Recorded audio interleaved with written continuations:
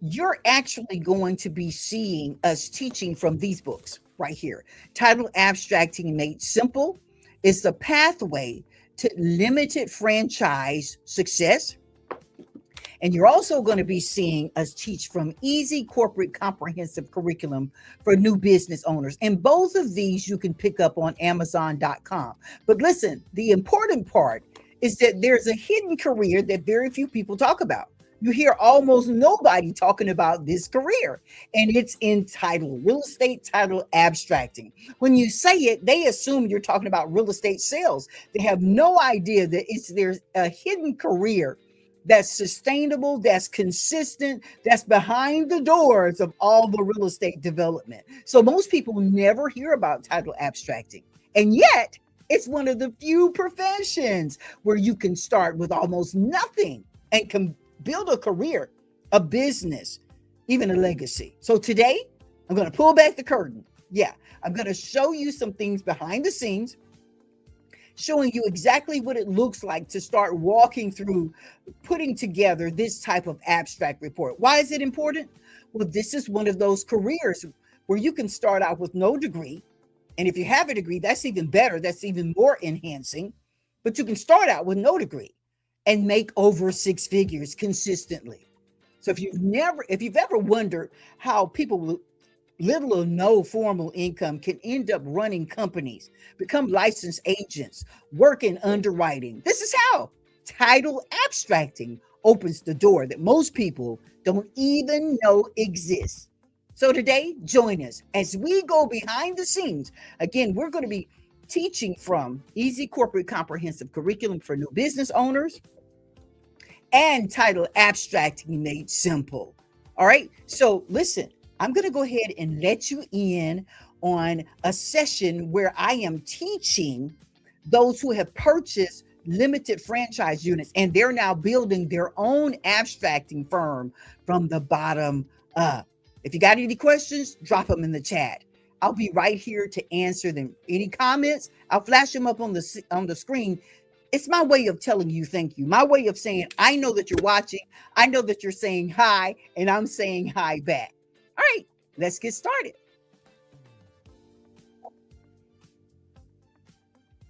Okay, so today we're going to talk about some things that are going to be vital as you are doing your report. And the first thing we want to go over is understanding legal descriptions, understanding how the report is put together. And so we're going to start with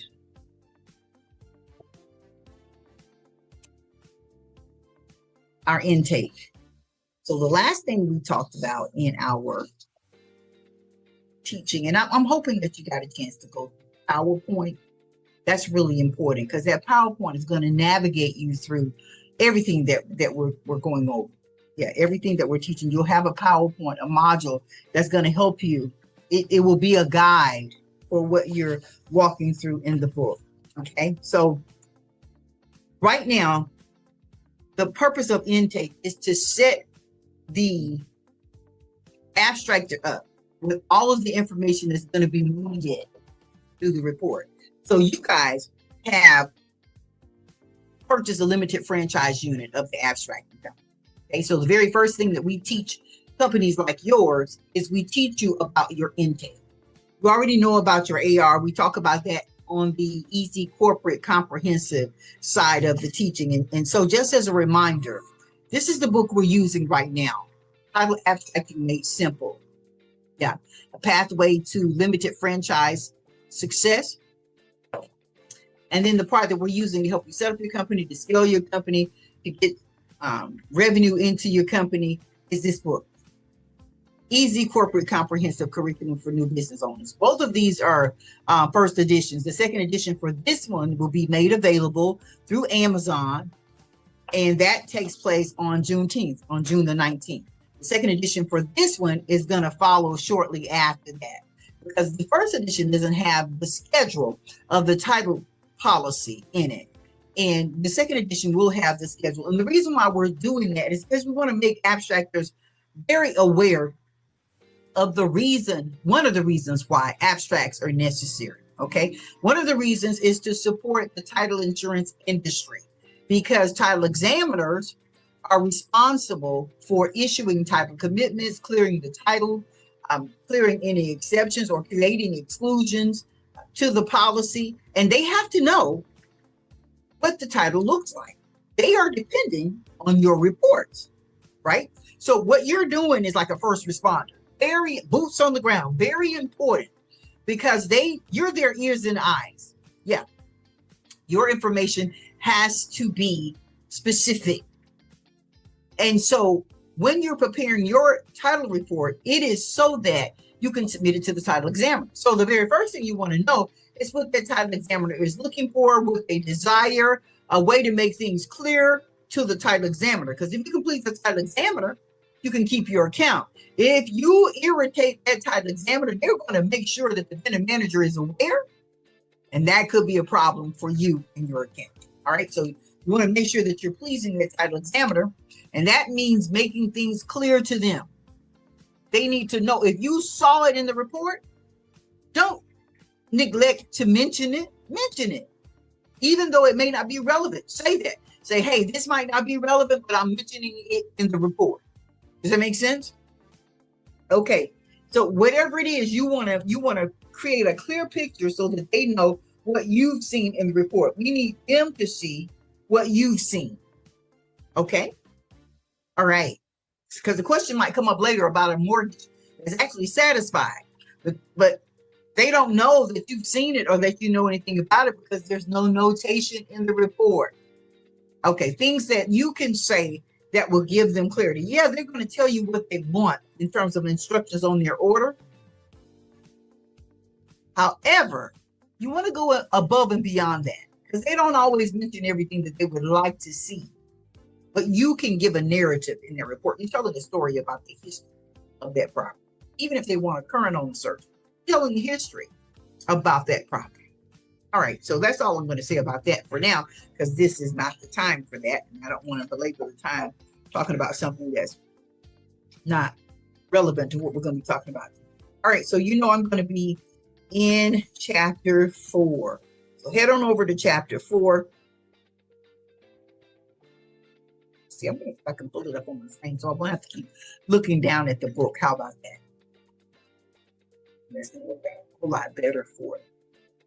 Let's see if I can get it open and pull it up on the screen. Wow. While I am doing that, I want to say to you, Rachel, that I am extremely proud of you. Rachel started with us some years ago. She only got a chance to work with us for a short period of time because when she came to work for us, we were actually in the process of leaving that area. We didn't know that we were going to be leaving that area. But what Rachel displayed was the ability to be able to communicate with the county. And you need to have that ability to be able to communicate with the county. It's vital that you be able to communicate with the county. And here's why. We'll communicate with anybody, which is why all of your answers to your exams have to be relayed via video and then uploaded into the Easy Corporate School community. And that is because a large part of your success is going to be based on how well you communicate with the county. Yes, ma'am. Yes, sir. And so I want to commend you, Rachel, on your ability to articulate in such a way that used to be very convincing to the county. And I know that you still have that tenacity. I want to commend you on the 13 years that you spent working for Wells Fargo.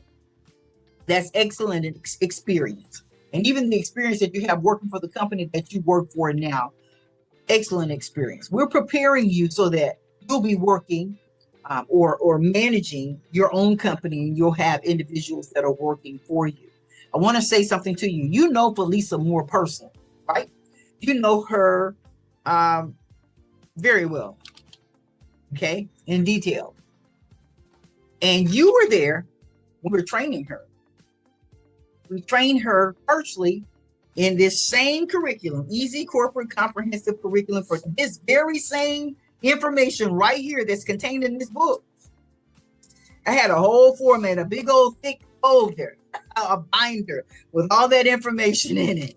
And we trained her based on those things. We helped her get her company set up. We helped her get her company open, all of that. We did all of that. Okay.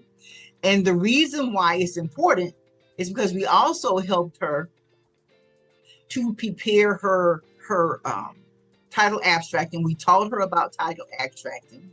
Are you hearing what I'm saying? And now she's able to not just run for Marengo County, Alabama tax assessor's office, tax commissioner's office, but she won. She won the position of Marengo County Revenue Commissioner. Never been held by a Black woman before, never been held by a Black person before. Okay? All right? She made history. That's right. And what did she say the last time she was in on one of our school boot camps? She said everything that she learned by way of anything that had to do with business, she learned it from us. She said we pushed her in ways that she didn't like. And then we just kept pushing. And when she thought that she couldn't go any further, she said what? We pushed some more. Rachel, the only people that have ever been called through our company are people that turn out to be leaders. She's not the only one. There's so many of them. And you're one of them. So I can't let it rest. Okay? Came across my path for a reason. And I do believe in divine destiny. I do. Because I've seen too many times how we have been afforded the opportunity to sow into the lives of those who are going to be mega leaders. We mentor leaders. We teach leaders. We got them all over the place. Yeah. And they're doing great things. And you're one of them. She would have never known 20 years ago. Firstly, she had never, and I know this is not the forum for this, but I'm going to say it anyway. She had never prayed under the baptism of the Holy Ghost. And she had never prayed in other tongues. Of course, she was a Christian, so I'm sure she was baptized with the Spirit of God. But she had never displayed any type of evidence by way of being able to pray in other tongues. She got that portion of the baptism of the Holy Ghost sitting in our living room floor. Give you a real quick story. We had gone to Atlanta for a couple of days. She stayed at our place. We went to Atlanta for a couple of days. And the meeting was to meet with some attorneys regarding setting up our company as a franchisor. That's how long ago it was. And so she went with us because since she was going to be a franchisee, she wanted to understand from the root, how this thing was going to work. And if she had any questions, she wanted to be able to ask them about it. Well, she got so sick, she couldn't actually go to the meeting with us. So she stayed at the hotel room and we went to the meeting. I with my children who are now in their own business. Yeah. Having their own corporations.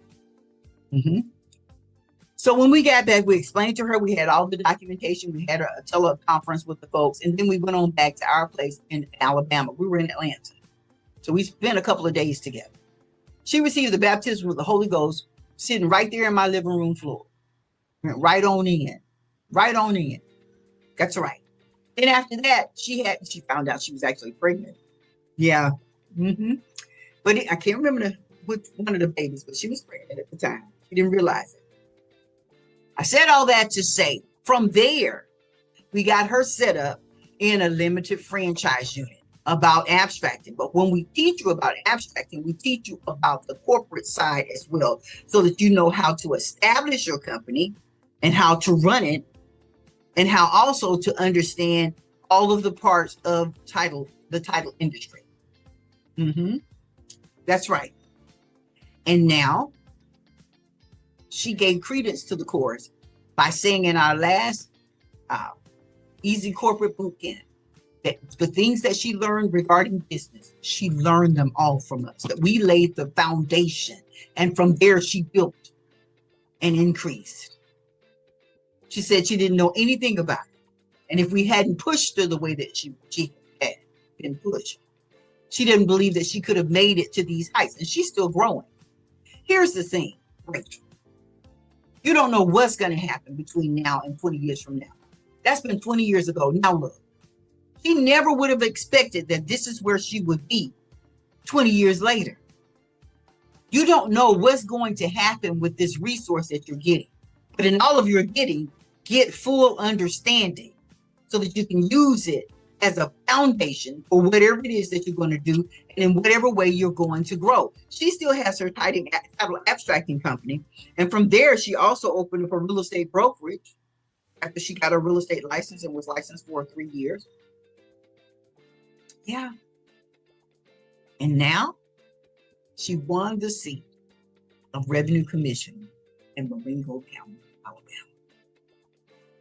I need you to understand, Rachel, that everything that's fighting you, just like everything was fighting her then, and she kept saying, I can't do it because of this, I can't do it because, and we kept pushing and we kept pushing and we kept pushing. No, you got to do this, and yes, you got to do this, and we kept calling and we kept saying, hey, we're not hearing from you, you got to do this, you got to do this. And we're doing the same thing with you because there's a divine destiny for you, and it has to do with finishing this. It has to do with laying a foundation with this. Now, I know the rest of you are in this class and you're saying, why is all of her attention on Rachel? We are here too. Well, the same thing goes for you. I never get anybody that intersects with me that doesn't have a divine destiny, right? Some of you may already be connected with some people who actually sent you to take this course because of some plans that they have for it. That's fine. It still involves divine destiny. And so you want to treat it as such. Whatever your purpose is, whatever reason that you're here. I know what you've said on the surface, but we tend to have several other reasons why we're involved in things. That's fine. That's your business. Whatever it is, I want to make sure that you fully glean every aspect of these two courses that we're blending together to help equip you for your company. Okay? All right, so we're going to start with, the reason why I've gone past the purpose of the industry is because I told you guys this several times before, that there is a reason for abstracting. And one of the basic reasons is preparation for title insurance coverage, right? It's a support system for the title insurance industry, but that's not the only reason for abstracting. There are a variation of other reasons.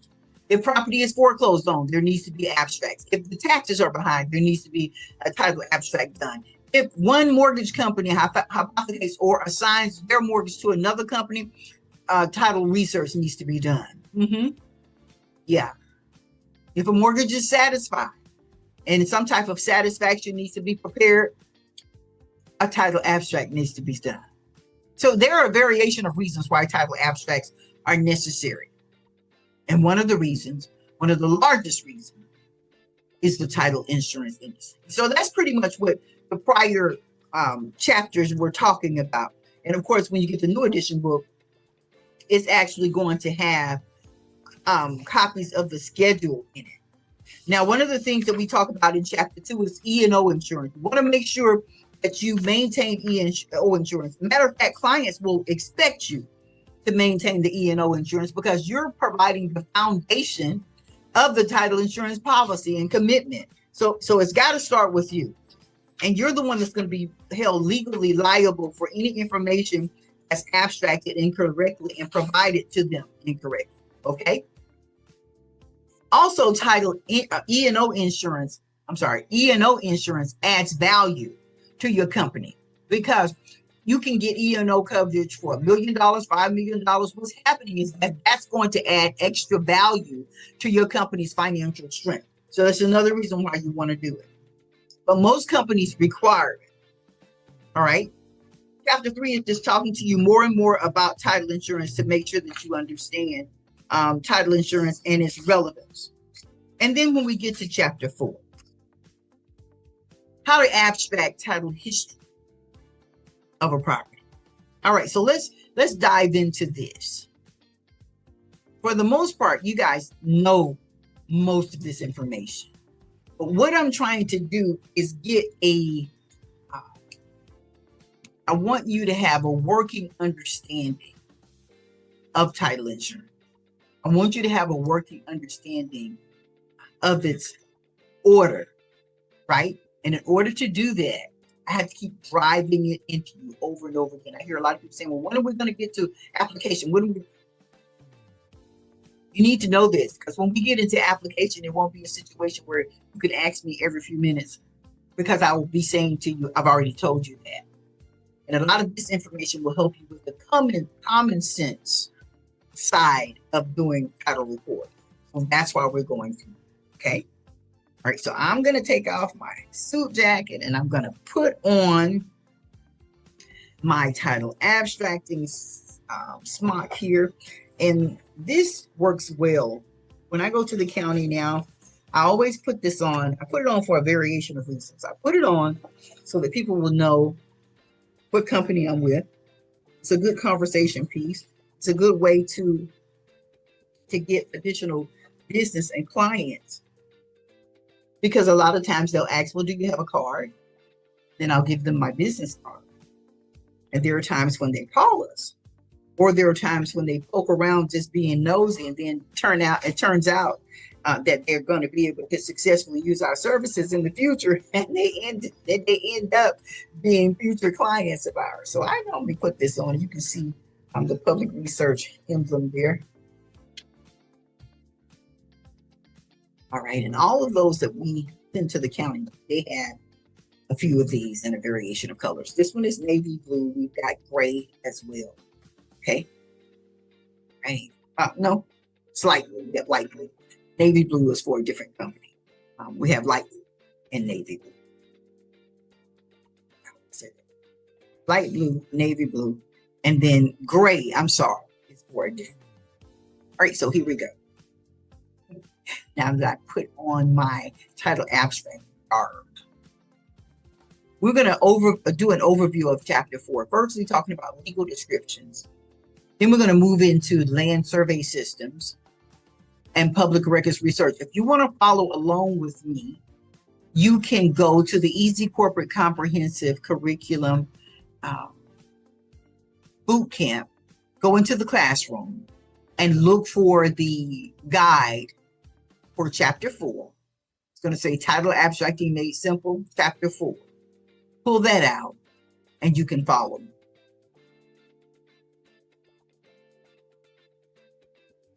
Right, so while you're doing that, I'll share my screen just for a moment while you put that out. In fact, not sharing. Okay, so firstly, one of the most important reasons for a legal description is because it is the way that the property's location is identified. It is not via the address. It's based on the legal description. Somebody tell me why it's not based on the address. Well, firstly, because the address can change. That's right. The address can change based on the 911 system. Yeah. The city's emergency system for addressing can change. And so when we are doing property searches, we base it on the legal description, because what's the address now may not have been the address 10 or 15, 20, 30, 40, 50 years ago. You're doing title research, it can span all the way back, even over 100 years, back into the 1800s. That's right. And we talk about that in the early portions of the book. There are certain types of searches that require you to go back just that far in order to certify certain things that are going to be necessary for the title insurance company. Okay. All right. So the legal description gives us clarity and accuracy because it avoids the confusion and disputes about property lines. It ensures that all the parties agree on the boundaries because it's got a legal description in there, whether it's a lot and block, because it's got maybe a plat, or whether it's meets and bounds. Okay. It's enforceable. It makes the deed legally binding, specifically identifying the property being transferred. All right. And when it comes to recording and title security, that legal description is going to help government agencies and title companies track ownership and prevent fraud. Right. Because, a person could come along, another person could come along and fraudulently take a portion of your legal description, rewrite it, and convey themselves a portion of your property, which is why we use the legal description for everything. That way you can keep an eye on what has happened with the property. There's a slight variance in that legal description and the seller has not sold the property. That means that someone may have infringed on that legal description. Change it, right? Property transactions ensure that buyers and sellers and lenders know exactly what land is being conveyed. I just talked about that because somebody could have been conveyed themselves fraudulently a portion of your land. And when you go to convey it to somebody else, you'll realize, wait a minute, this legal description is different. It's not what, we see another piece of property with a variance in the legal description. When we're talking about legal descriptions, we've got a variation of types. We're going to talk about 3 different types: meets and bounds, lot and block. And the reason why we want to go over those, and let's go to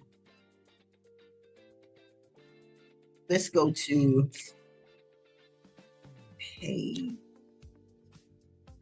All right, we're going to be on page 38. So when we're looking at the public land survey system, you'll see that grid. I got a copy of the grid. We've walked through this before. You see that grid on page 40? Okay, so when we're on one of the slides, it's either going to be in this teaching or to be in another teaching. Yeah, there it is. Slide number 10. So we're going to be going, you see how it's in a snake pattern? Yeah, it's going from right to left. You see that snake pattern? All right, we're going to come back to that. We're going to use that when we start talking about the public land survey system. All right, so when we're talking about meets and bounds, we understand, because we've talked about it before, meets and bounds use distances and directions in order to spell out that description. If you want to see what that looks like, go to the top of page 38. All right. Right there, you see a brief description of a meets and bound description. Let's see here. So we're starting at a particular point, okay? And then we're going the distance. We're going to be going north, south, east, west. Then there are particular physical landmarks that are there. And then remember, we talked about how it needs to close. So you see those closing boundaries that are there. We're going to end where it began. And that way we can form a complete property description.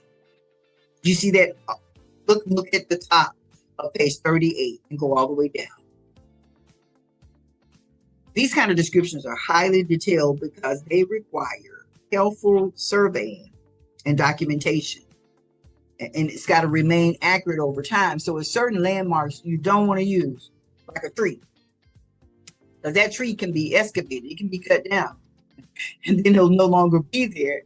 And somebody coming along in the future trying to figure it out won't know that there used to be a tree there. So there are certain monuments that you may not want to use because it could be a problem in the future. So when we're talking about meets and bounds, we know that it uses distances and directions and natural landmarks. And so when we're looking at that, the meets and bounds, it's going to describe the boundaries of the property step by step. So if you've got an irregular shaped parcel, chances are you're probably going to use a meets and bounds description in order to describe that property. Now, this is one of the oldest ways that they used to survey property, one of the oldest methods that were used. The lot and block, I personally feel like would be the simplest. A lot and block description is based on if there has been a survey, if the property is in a subdivision, right? If it's in a subdivision, you're going to see lot number, whatever, sometimes block number, this, that, and the other, and then the subdivision name and a map number. Yeah, a plat map number, because it's been platted. So it makes it easy to find because it's in a subdivision. Now, not all subdivisions look the way that we think they should look. you know, in small bounded areas. Some subdivisions, look like the countryside, but it's still a subdivision, and their property is still been platted. So you've got the lot number, the subdivision name, sometimes the block number, and typically a plat map. This is relying on the survey of that plat map that's filed with the local government. It identifies the property within a subdivision, and references are recorded based on that plat book and page reference. Typically common in residential development. When we start talking about the rectangular system, talking about dividing the land into townships, using the meridians and the baselines, and mainly using what you're going to see on that grid. Yeah. And this kind of thing was mainly established for the Western U.S. And so it excludes any of the original 13 colonies. And listen, we're going to talk about something that's going to be so interesting later on. It's part of Baldwin County that's still based on a colonial system. And we'll talk about that later on as we continue in these meets and bounds. All right, so if you're on, scroll down to slide number 6. When we're talking about meets and bounds descriptions, I already said it's one of the oldest methods of descriptions. We're talking depending on physical measurements and geographic references. So we've already talked about the point of beginning.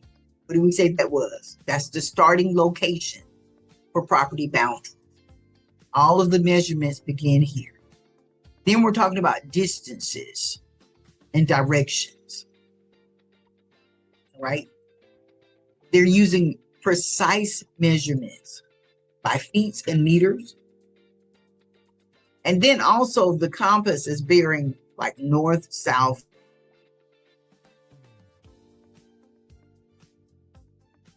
east, and west. We already talked about physical landmarks like rivers and roads and trees. Even though a tree might not be a good idea, they do use trees and other natural features as boundary marker. Again, the description ends where it begins. That way it's forming a closure. So we got something called deed plotter. It's a software that we use called deed plotter. So what happens is when I get a legal description, especially when I'm doing commercial search, and I get a legal description, it's taking me forever to figure out because they got a lot of out sales. And by out sales, I mean it started with an original legal description and they continue to sell off a portion of the property to someone else, which then changes the legal description, right? Okay, so here's the thing. So when you're doing the search, you're seeing all of these out sales, and that lets you know, wait a minute, this legal description is not the same as it originally was in this original deed. So what we do is we drop the legal description into deed plotter. We put certain cardinal calls in there, line by line, and with the sections in there. And when we put it in there, the deed plotter, the software draws the closure. Sometimes it doesn't close. And that's why we use that software. That's not the only one. I use deed plotter firstly because it's easy to use. We don't have to be a title insurance company to have a contract with them. So I use them because it's easy for smaller companies to use them. They're not looking for any type of contractual agreement. You can just sign up for it and begin to use it. There's a fee depending on how extensive your legal description is. But it's still good for small abstracting firms. Yeah, it's excellent. If you're not affiliated with a title insurance company by way of being an employee, deed plotter would be perfect for you. I mean, if you're an employee, they have their own software. But our company uses deed plotter, and I've been using it since 2020 because it's a huge help in understanding how to close a property. Okay, so look at this sample. You see this sample here? Can everybody see this? I'm trying to see if I can blow it up. Blow it up. Okay, it says beginning at the large oak tree, thence running 200 feet north to a creek, then 150 feet west to a barn, then south 200 feet back to the starting point. Here's a key distinction in metes and bounds. You see that cardinal call of 200 feet north? It's precise measurements of distance and directions. Those are the metes, the distances. Now take a look at the bounds. Those are the landmarks, how it's going to be bounded, right? What kind of boundaries are going to be set up. So they're using the landmark of the large oak tree, the creek, the barn. These are fixed reference points, at least fixed at that time, reference points that are going to be used as boundaries, landmarks in between those distances, from one distance to the other. So hopefully that's making sense to you. We're going to have some sample deeds that you'll be able to take a look at. And also in the book, we have a sample deed that gives a brief legal description, so you can get an idea of what it looks like. All right, now, if you look on page 40 and page 41, you're going to see some information there that may seem to you like it's not relevant. Please don't be the abstractor like I was, that thought it wasn't relevant. And then every time I needed to know about a legal description, I had to run to my husband. Every time, for years, for decades. And then when my husband wasn't there, that's when I got deed plotter. That's right. I got deed plotter, and I had to learn how to read the legal descriptions. I had to learn, of course I could read them, but measurements was never my thing. But they had to become my things by way of the legal description. So that's why you see me put this whole section in the book, because I know if people think like I was thinking, that's going to be a problem. And had it not been for him always putting out the fires when it came to legal descriptions, I would have been in trouble. But when he was no longer there or available, then I had to figure out a way myself. And so if you look at page 40 at the bottom, there's a sample legal description there as well. See it? Okay. All right, so it says a legal description might read, the northwest quarter of section 10, township 4 north, range 3 west of the principal meridian. This means that the parcel is in the northwest quarter of section 10. All right, now you see how on page 40 at the top, we got it broken up into sections. Okay, you see the meridian baseline. Then you see the north line. You see west, you see east. All right, and then you see the township tiers at the very top to the left. Okay. Now you notice how across the top I've got range 1 west, then west closer to the baseline, then range 2 east, range 3 east. You see how it's going there? All right. Now that gives you an idea. Now look for section 10. You see that? All right, so the parcel, look right there at the northwest quarter. All right, now you see section 10 within township, and then 4 tiers north. You see that of the baseline? Right, okay, so you find it right there. Yeah, that's the language. 3 ranges west of the principal meridian. Again, we're on page 40. We're looking at the grid that's there at the top of page 40, and we're reading the land description example that's right underneath that grid. All right, then you see some things at the bottom that talks about how to measure an acre. Well, why is that important? Because when you start looking at some of these legal descriptions, you're going to need to know how to break it down. So we know an acre is 43,560 square feet. So you see that section, the area that we call in a section right there? All right, 1 section is 1 square mile, or 640 acres, right? 1 section is 1 square mile. So if you take a quarter section, then it's going to be 640 acres because it's a quarter of that 600. Excuse me, I'm sorry. It's a quarter of that 640 acres, so it's going to be 160 acres. And then a quarter section is what? Right. It's going to be a fourth of that 160 acres, so it's going to be 48. All right. Just keep that in mind. You can always refer back to it because I had to keep on going back to it and keep on going back to it. So let me tell you, I had some legal descriptions that were a doozy. And I had to keep going back and keep going back. And that's why I wanted to put it in the book because for those of you, if you're like me and I'm not proficient in those type things and I didn't have any help to go to anymore, I had to have it written down somewhere. So this book comes from a lot of things that I wrote down in terms of notes. And those things were vital to me. And I needed to see that grid and see what it looked like because I didn't understand it. I don't care what you said to me. It didn't make no sense to me. But when I got a chance to put the grid flat on paper, I drew it out. I drew it out, like tic-tac-toe, I drew it out. All right. And that's where this came from. This is where this originated from that you see in the book. It came from all that confusion and like, oh my God, what am I going to do now? I've been dependent on him all this time and now I'm in this situation. But anyway, I also list some key points there. I'm not going to get hung up on legal descriptions because it tends to put people to sleep. And I don't want that to happen. We're going to come back to it and practically apply it when you see it in deeds. But I want to tell you that from page 39 all the way through page 42, you want to focus on that because that's going to help you understand that northwest quarter and northeast quarter and all of that. And I want to say to you, if you're typing out a legal description for a client, always put their cardinal calls.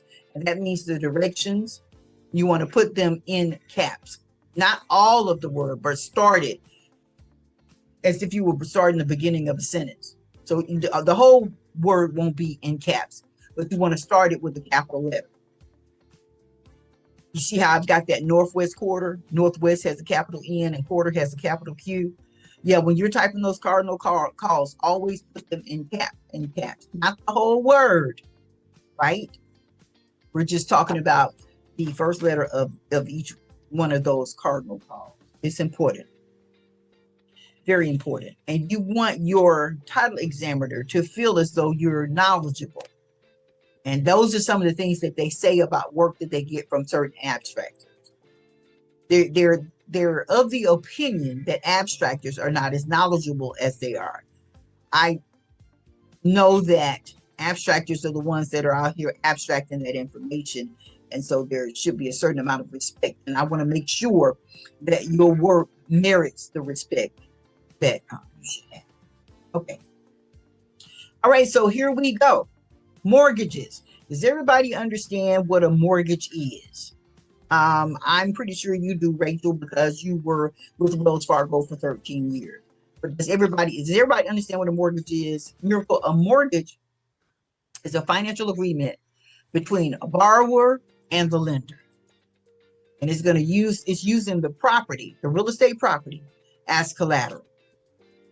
So as abstractors, we check the mortgage records. That would be the grantor index. Remember, we talked about the variation of the index. The direct index is the grantor index, and it's showing who the grantor conveyed interest to, right? Whether they conveyed security interest to a lender, whether they conveyed interest in their property to a grantee. The grantor index, the direct index, is reflecting who the property owner conveyed interest to regarding that property.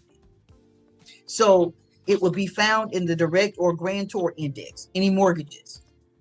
But now you're not going to be able to see whether those mortgages are paid off in that grantor index, which is why you would need to use the grantee index as well, because the grantee index now shows when an individual or an entity receives either title or vesting. So let me show you what I mean. If George Smith conveyed property to Lisa Smith, it's going to show up in the grantor index and the direct index under George's name because he conveyed that. But now if you're researching the grantee index as well, you'll find it show up in Lisa's name, because she's the grantee, right? So if you're in a search engine and it gives you the opportunity to mark all of the type of index that you want to research them all, from grantor all the way down to assignee index. Search them all. Grantor, grantee, assignee index, each one, search them all. Click all of them so that it brings up the records for all the transactions regarding those names. And that way, if the mortgage is paid in full, if it's been satisfied, it's going to show up in the grantee index, because it's going to show that that mortgage company now is giving George his equitable rights. They're returning it back to him. They had a right, an equitable right, a legal right to a certain portion of the property, not necessarily for ownership, but to exercise their legal right to foreclose.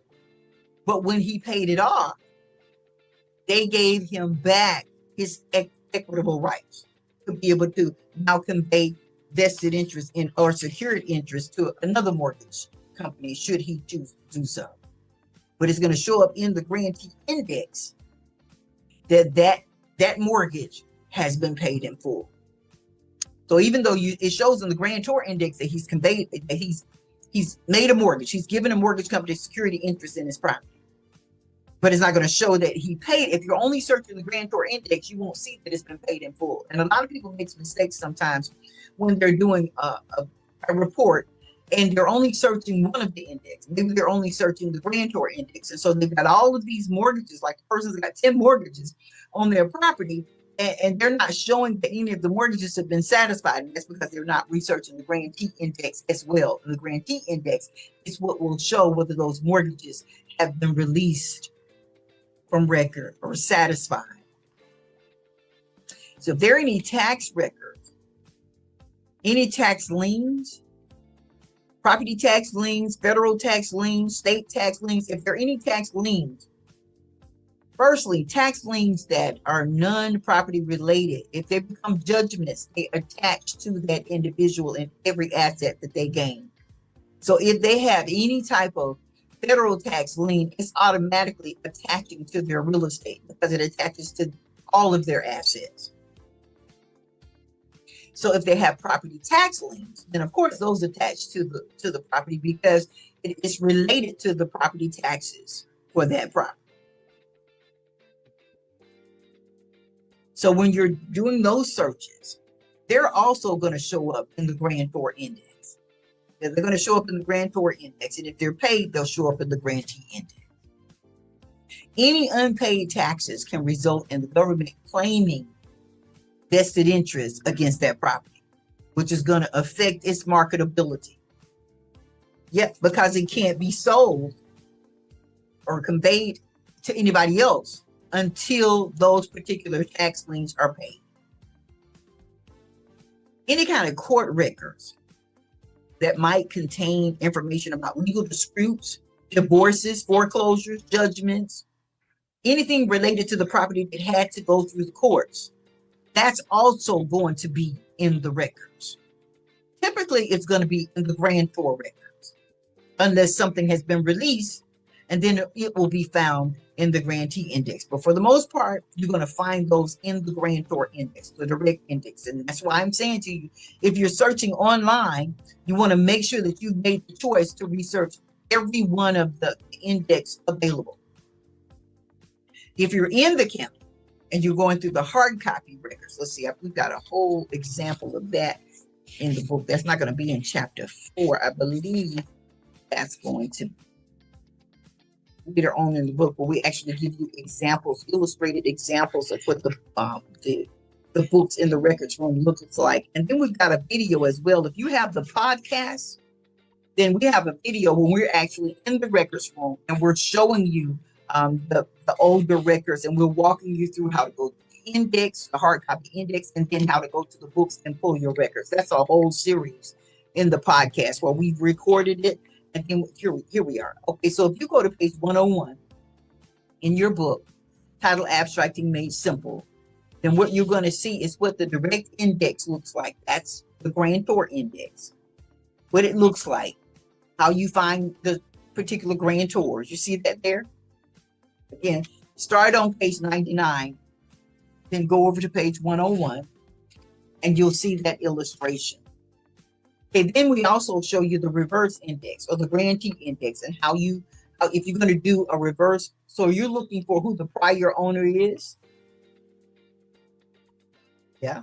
Or if it's one of those really old mortgage companies that failed to record or is not showing up in the grantor index online, and you got to go through the grantee index in the records room, and you're going to do the reverse index, which typically has the red writing on the book. You see, we put a copy of that in the book.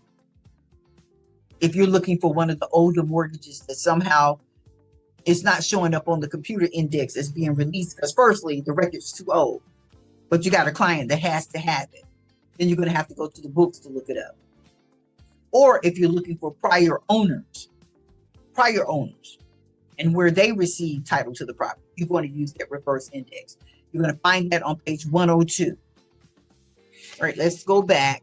Stay on task. I just wanted to show that to you and show you where you can find these different reference points in the book. All right. So, and we're talking about township and range. Again, you're going to be using this grid right here in the book to help you understand that in the beginning, page 40. And it sounds like it's not relevant, but it is relevant because when you're pulling deeds, and maybe that person owns several properties, or maybe you think you're searching the right property because you got their name, but it could be the wrong property because the legal description could vary. The legal description could be wrong. The legal description might not be the same legal description as the property that you should be researching.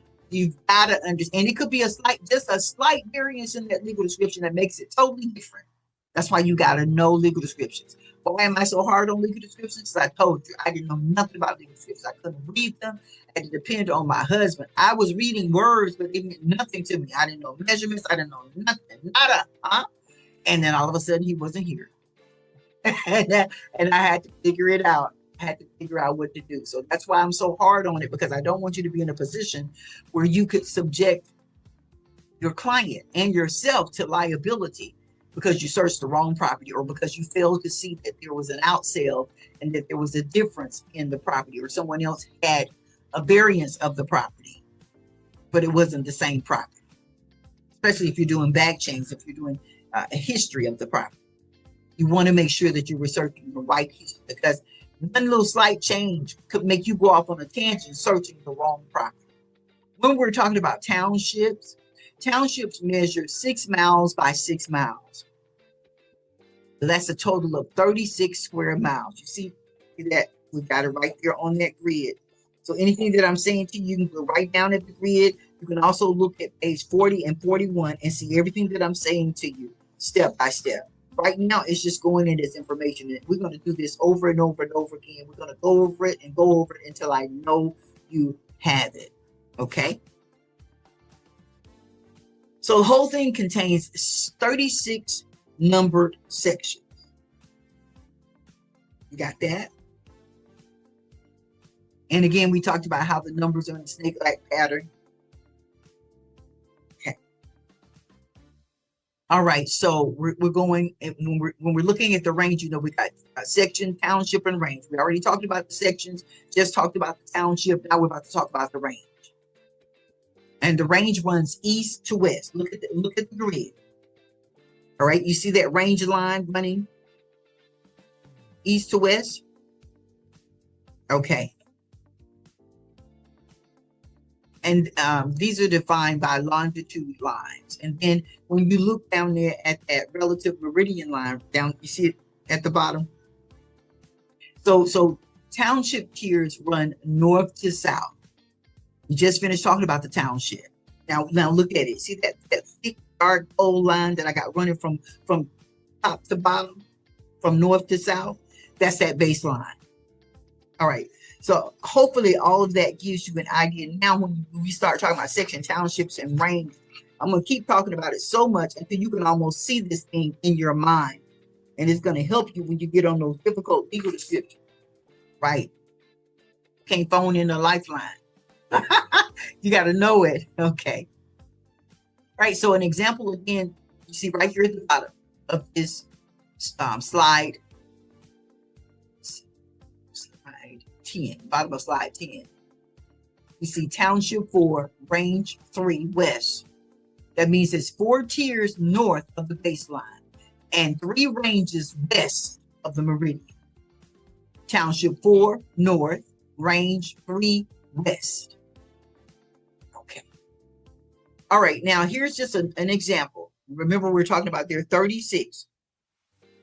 Can you see that? All right, so if you're starting from right to left, going from 1 through 6, you're going to go right to left. And that's going to give you that snake-like pattern. Going right to left, all the way down to number 36. And those are those township squares. And right here you see township grid, 36 sections. So in the northwest quarter, there are how many? 160 acres, right? Because what are we making up? We're making up that 640 acres, right? In 1 square mile. All right.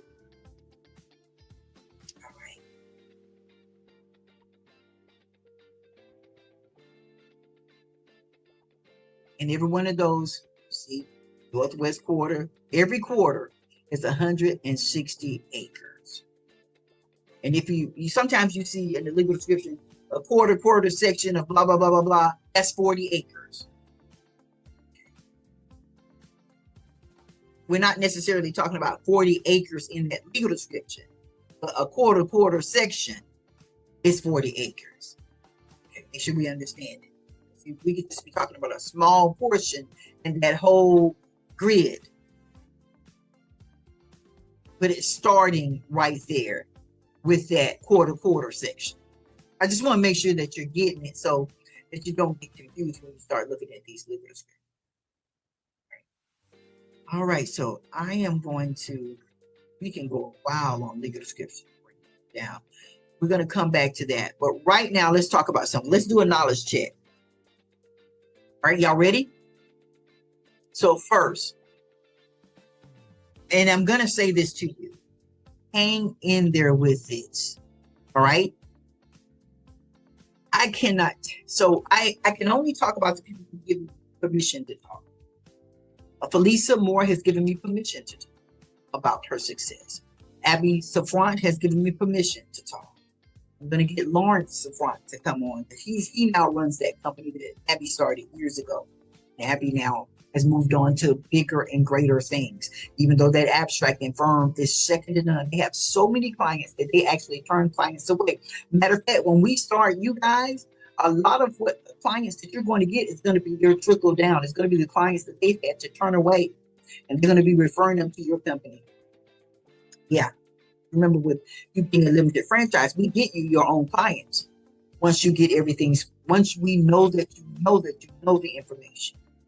In Rachel's state, she has to pass the state exam to be an abstractor, and she has more than enough knowledge in her books and everything. So our book is one of the books that's accepted. They don't require a certain curriculum, but our book has been accepted. And it's so strange that several other people called from Minnesota, and it could be because of the language that we have in our book. It actually mentions Minnesota. And so because of that, I think a lot of people called us from Minnesota. Not every state requires abstracting license, but Arkansas, I think, and Minnesota are 2 of them that do require. She's going to be getting her abstract license. She has more than enough tools. And I believe she can actually, I think it can be open book if I'm not mistaken. But the book is approved as approved curriculum. Take the test. Particular hours that you have to make, have to pass the test. I'm excited about her doing that, and I want you guys for kudos because she has come a long way, right? But anyway, there are a lot of companies that give me permission, majestic titles, assurance title. I'm trying to think of all the different title companies that title abstracting firms that we have trained and gotten started. And then so many other companies that we've just gotten started in their own company, in their own business. Okay, so Lawrence Safront and we were talking years ago, probably over 10 years ago, and we had gone to Tennessee to TBN to record. And the guy that was supposed to be our engineer stood us up. He didn't show up. So we were out there talking, and he was saying, Mom, what do I do to start in business? I mean, I've been in business. What do Abby and I really want to start a business. So they started some type of business. I think it was snow cone. It was very popular at that time. And I said, are you incorporated? Are you this? Are you that? And he was like, we don't even know anything about it. So we walked them through, specifically Abby, the process, all of that set up. Yeah. And now today, owns a large government procurement company called S&L Solutions. And she still owns that title abstracting firm, which is going extremely strong, right? They started out covering multiple states. They have so much business, they can only handle the saturated orders that they have in the state of Alabama. That's right. It's really important that you stick with it. It seems like it's hard. It's not hard. That's certain enemies that are working against your divine destiny. You've got a divine destiny, and it doesn't stop with this. This is the start, but it doesn't stop with this, right? So this is going to be the foundation of there's so many other things that can stem from what you're going to be learning right here. This is just a small fragment of the variation of ways that you can grow and expand. That's why I need you to stick with it. You need not fudge through any of it, because fudging through it can get you into trouble. It can get you lawsuits. Okay, so I need you to stay focused and stick with it, because there's a divine destiny on your life. I know, because you would never intersect with my life. I keep my life on the down, right? I'm not all out there. I ain't looking for 17 million views. I don't want that many eyes on me. I've been that way before. Not interested in going back to that again. I have to tell y'all a story. Once I was listening to Ebony way back in 1987, when it was really a big deal to be an Ebony, a Black enterprise. They did a whole story on me and a few other people. Here's the thing. Because of that spotlight, there was some problems there. It wasn't a big deal because I was not doing anything that was incorrect. But it just brought out the haters with a level of intensity that I'm not interested in going into anymore. So I keep myself small. Some people are like, well, she doesn't get that many views. And it's funny that you guys only follow that. That's a problem. I'm highly visible to those that I need to be visible to. The views that you see there, those are not all the views.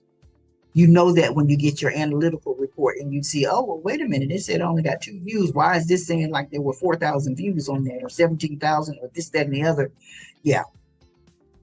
But I'm glad it's like that. So I'm not interested in attracting a whole lot of elements. People who could come to me, they're the people who need to come to me. Whether they think that they're getting over on me or not, they have a divine destiny. They got to come out through me. What did First Lady Lucy, Pastor Lucy, what did she say? Come out by me. And Rachel, that's one that only you can get. They got to come out by me. You guys have a divine destiny as leaders. So let's do a knowledge check talked about. What's the difference between meets and bounds, right? What's the difference between the meets and bounds and the public land survey system? That's the PLSS or PLES. That's the public land survey system. What's the difference between the two? Well, firstly, the PLES or the PLSS divides the land into uniform grids of townships, ranges, and sections. And meets and bounds descriptions are based on specific measurements and natural landmarks. They're not the same. When you see that grid or you see section, township, and range in your mind, automatically think of the public land survey system when you see meets and bounds. I'm sorry, when you see section, township, and range. You automatically see that public land survey system. And when you see meets and bounds, right? The meets is giving you the distance, and then the bounds are the boundaries that surround it, that circumference, those meets and bounds. Those are two different types of description. How many acres are there in a quarter section? Quick. That's right, 40. A full section is what? 640 acres. A quarter section is 160 acres. So every one of those northwest, northeast, southwest, southeast, those are 160 acres per. Then when you see a quarter section, that's a fourth of that 160 acres. So it's 40 acres. All right, here we go. What are the 4 quarters of a section? What are the 4 quarters? We're talking about the cardinal calls. What are the 4 sections? Each one contains 160 acres. What are they? So you can find the answer in your book on page 40. Let's see, 42. Is that right? Page 42. Yeah, you can find it on page 42. And then you can also find it in this questionnaire, in this training on, let's see, on slide 10. Go back to slide 10. Yeah, go back to slide 10. And I'm hoping this thing is moving. You know what I'm going to do? Because sometimes when I'm doing this, it doesn't, I'm learning from you guys that I'm moving it, but y'all are not seeing it move. So I'm going to go out and come back in and just make sure that it's moving. All right, so you can find the answers for that on slide 10. You see slide 10 there? All right. Slide 10. All right, so now how many acres? Going back to the question. How many acres are there in the 4 quarters of the section? Answer is on slide 10. Okay, you see that? Everybody see that? All right, so the northwest quarter has how many acres? 160. How many acres does the northeast quarter have? 160. How many acres does the northwest quarter of that grid have? 160. And how many acres does the southeast quarter of that grid have? 160.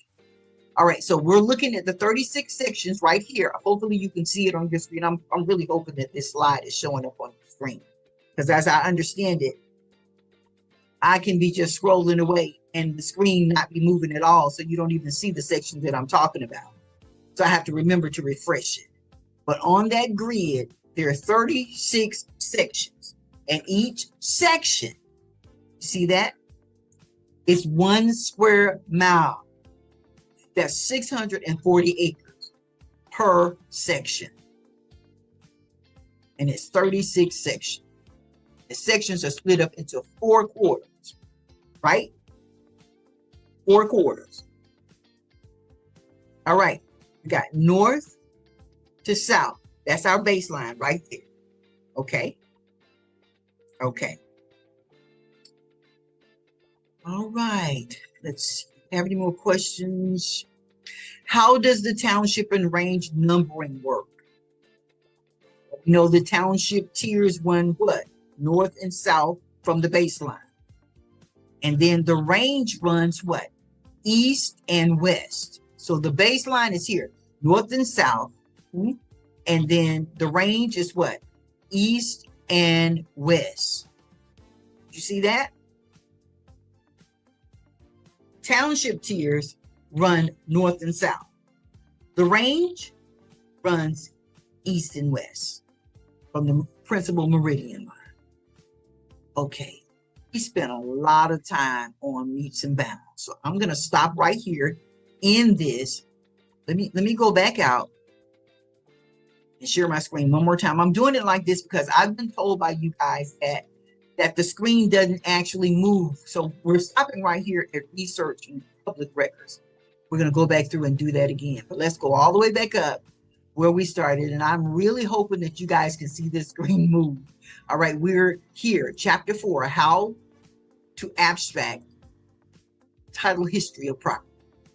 We firstly started talking about legal descriptions in the deed, the whole purpose of identifying the property. We talked about land survey systems, the public land survey system versus meets and bounds and lot and block methods, right? And when we go back, we're going to be talking about public records and how to compile the data for the search. The very first thing we needed to talk about was these legal descriptions, because they're the basis for I won't say the entire search, but it's a very strong basis for the search. If you don't understand this is fundamental. You got to understand this. And remember, I told y'all I used to have to run to my husband because he knew measurements like the back of his. I've never seen this boy got a mind like a machine. You hear me when it comes to measurements and all of that. And I was just lost when he was no longer available to help me get this stuff done. My Lord. But I found a way, because divine destiny always finds a way. So I got that deed plotter software, which you guys will get also access to and training in as you're setting up your company, your abstracting company. All right. All right. So thank you so much for being limited franchise users and units of public researching. We couldn't be more delighted, and we're here to train you, not just in setting up your abstracting information for abstracting purposes, but we're excited to be able to help you with easy corporate comprehensive curriculum for new business owners. And you'll also get access to the new edition, the second edition that comes out and will be made available, made public by Juneteenth, 2026. June the 19th, 2026. Okay, we're going to be teaching. So I'm teaching you right now. As I'm teaching you information, I'm not waiting for it to come out. You're actually getting the information that's going to be in that new edition to set up the basis for your corporation and to build. I'm going to get you to the point of success, level of success that we've been able to reach over the years. And when you get to that point, you'll be on somebody else's radar that's much greater, much higher, much more powerful, with greater resources. And then they'll be able to take you even further. But you got to get on the radar. What we do is get you there. So, you need to have a few million in production. It's not hard to do once we get you set up properly. Yeah, and get your net worth to a certain point, you'll be on the radar. They'll see you. The one thing you want to remember when you're in any industry, you didn't start that industry. That means that somebody else's turf. When you get to a certain level of success, they come to find you. And that can be beneficial for you, depending on what level of growth you want. But when we start back up again, we're going to be on researching public records, and that's also in chapter 4. Researching public records. That's where we're going to start up next. All right. So let me stop sharing my screen.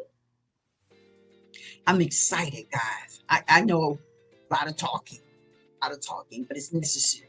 Remember, there are modules to match everything that I'm teaching you. You can find them in the Easy Corporate Comprehensive Curriculum School Boot Camp. I think it's called Easy Corporate School. School Community Boot Camp. That's not right. It's the Easy Corporate School Community. When you go in there, go to the classroom. Click on the classroom. And then go to abstracting. The one that you want is titled abstracting. So, okay, you're in the Easy Corporate School Community. Go up to the top and you click on classroom. When you get in the classroom, choose the icon for title abstracting. And then in there, you'll see the modules that we're teaching from. There should be a module to help you with everything that we're going to be teaching from. So not only do you have these recordings, you have the AI summary from the recordings, the AI summary that's coming from everything that I'm saying here in the recordings. But then you also have the modules that are going to help you. Yeah. So with all of this, and the modules have, at the end, there are exam questions that need to be answered. How? Yep, they need to be answered via video. Why is that important? Well, let me give you a quick story. With this young lady that just recently became the very first Black Revenue Commissioner in Marengo County, Alabama. Hello, making history. She started out with our company with training in her corporate foundation. And then once she got her corporate foundation set up, then she was like, well, I don't know what I want to do. And we got her set up in a particular abstracting company and taught her all of that. Because she understood title abstracting and she understood the system of the revenue commission and how all the documents were recorded and property lines and property taxes and property access and ownership. She got all of that from this course, Title Abstracting Made Simple. And she started her own abstracting firm through our limited franchise units from way back then. Matter of fact, she was there when we went to the meeting with the attorneys to see about setting ourselves up as franchisers, because she was going to be one of the owners of a limited franchise unit. All right. Here's the thing. She had to do public speaking when she was running for office. And before that, she started doing public speaking at church. Where did she get her first experience? That's right. Remember when she said in that recording that I just kept pushing and pushing when she thought she couldn't go any further? I pushed some more. Yeah. It was with the public speaking. Then she went from there to speaking in public at her church as a minister. And then from there, speaking to run for public office. And then from there, speaking to her peers. That's right. Her peers are up here, totally different level. But that's not where she started. You're starting in one point. But baby, you don't know where you'll be in 20 years. Get everything you can get out of this, because I promise you'll never get an opportunity like this. No one walks you through like I walk you through. Check any way you want to check. Who walks you through step by step? Nobody else. And I'm going to stop in January the 1st, 2027. So by the grace of God, I want you to get it all. You got divine destiny waiting on you. She didn't expect to be to this point 20 years ago. And you don't know how far and how great you're going to be. Don't miss it. I'm going to keep fighting for you. I'm going to stay on your case. I'm going to stay on you like a pit bull until you finish it. This for you. All right, guys. Thank you for the privilege.